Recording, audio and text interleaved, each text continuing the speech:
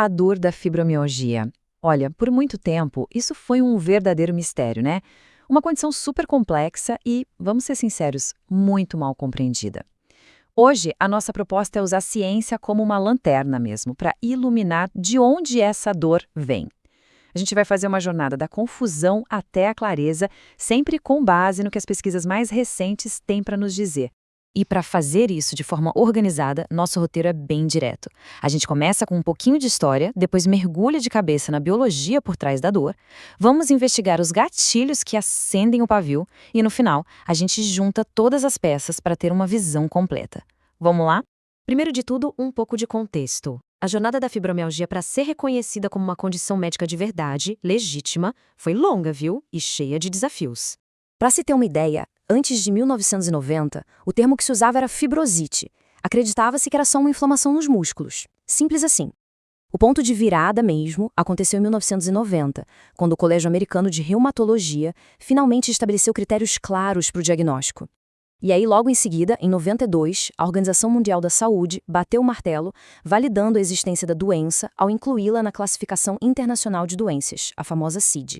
Foi aí que a gente fez a transição oficial do mito para a ciência. Agora sim, vamos para a biologia da coisa.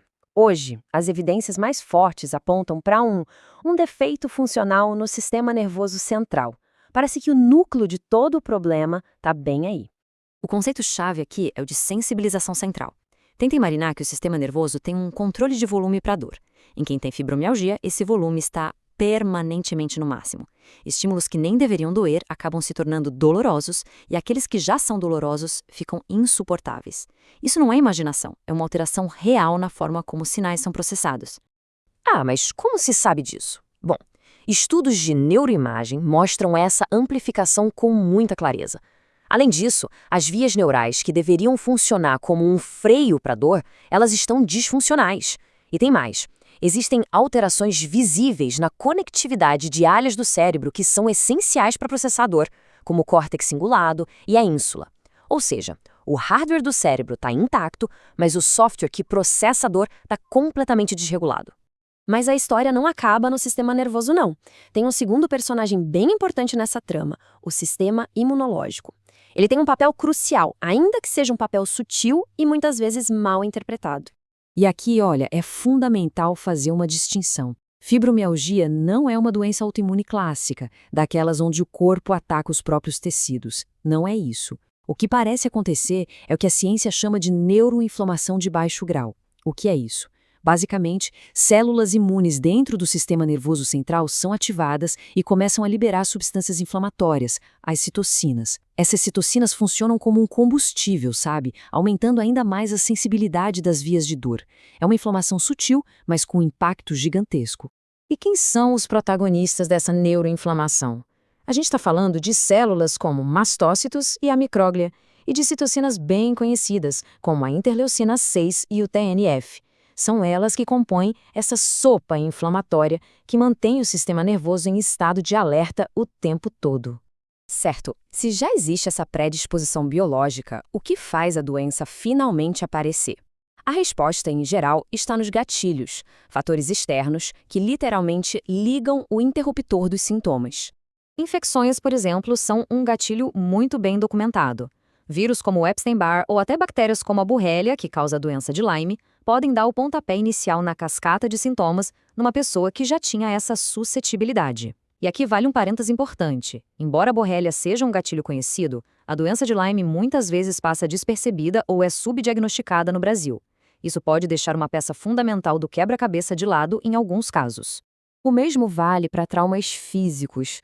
É muito comum ouvir relatos de que os sintomas começaram logo depois de um acidente de carro, uma cirurgia grande ou uma lesão músculo-esquelética importante. De novo, o trauma funciona como um disparador num sistema que já estava vulnerável.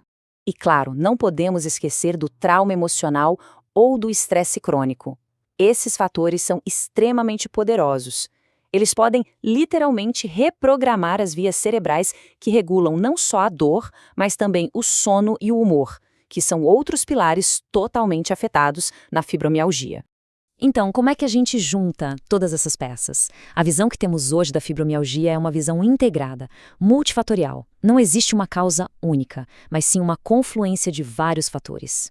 O modelo atual pode ser entendido como uma espécie de pirâmide. Lá na base, a gente tem uma predisposição genética. Construindo em cima dela, vêm os mecanismos centrais, a sensibilização do sistema nervoso e a neuroinflamação.